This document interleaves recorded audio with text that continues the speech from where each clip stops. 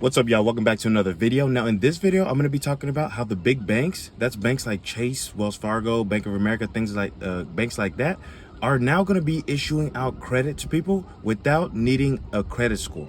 Okay, so if that's something that interests you, be sure you stay tuned. So basically, this is information that's just started coming out, and it's kind of talking about a new method that the banks are going to be using to be able to qualify more people to be able to get access to credit. Okay, so a lot of information is coming out. This is just the beginning, so more than likely what I'll do is I'll have to shoot more videos about this as more updates come along. Okay, but the gist is like the big banks have decided to basically start sharing their bank deposit account information with each other.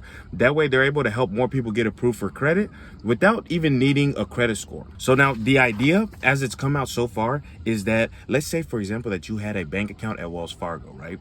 And you wanted to get approved for a Chase card. Now, if you, for one reason or the other, didn't have a credit score, or you want to get approved for more than just your credit data, then they'll be able to basically reach out to Wells Fargo, where you have your bank account, and get access to your bank data, right? And kind of see what kind of see your deposit information, right? How much money you have coming in, how much money you have going out.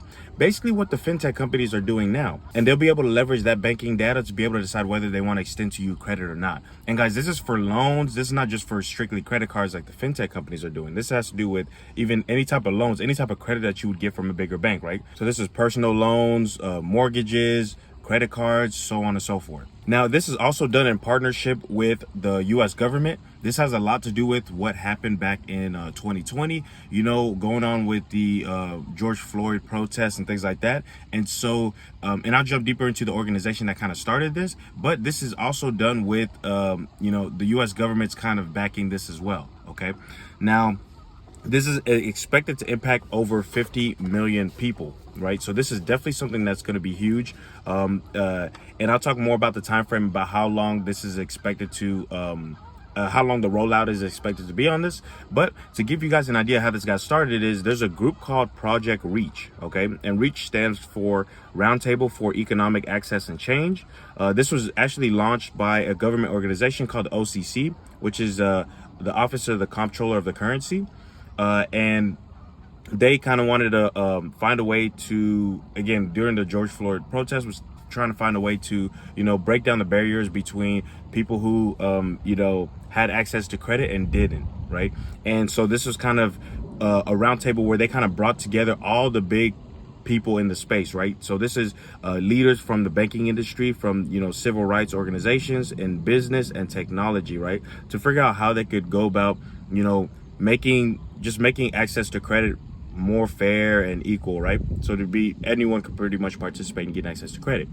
And so currently right now, these are the banks that are involved: is JP Morgan, Chase, Wells Fargo, Bank of America, US Bank. But a lot of these articles that I was reading was saying that there's at least 10 big banks that are going to be part of this. Okay, so this is just preliminary information. It hasn't been rolled out yet, but this is kind of what they're working towards launching. When it comes down to when exactly this thing is going to start, from what I've been seeing, is that JP Morgan is going to be one of the first ones to actually start using the deposit data, and they will be starting as early as this fall. Okay, so depending on when you're watching this video, it's quite possible that this thing has already been started. Okay, now in my personal point of view, in terms of how this is going to change the landscape, I think one thing's for sure, there's a few different things, right? But one main thing is that a lot of these smaller store cars are pretty much gone at this point, right?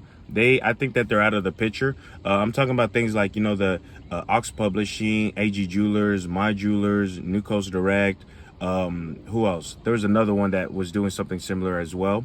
But these store cars where they make you pay like large fees just so that they can report large limits to your credit, they were already having to battle with big fintech companies with with a ton of funding, who were coming in and basically giving you no credit check credit cards, right? That was already a tough competitor for them. But I think the final nail in the coffin is if these big banks come in and pretty much are doing the same thing as the fintechs, right? So I think where the landscape is changing was, instead of store cards trying to battle with these fintech cards, now it's going to be a situation where it's the big banks are battling with the fintech companies, right? Because they're pretty much going after the same demographic.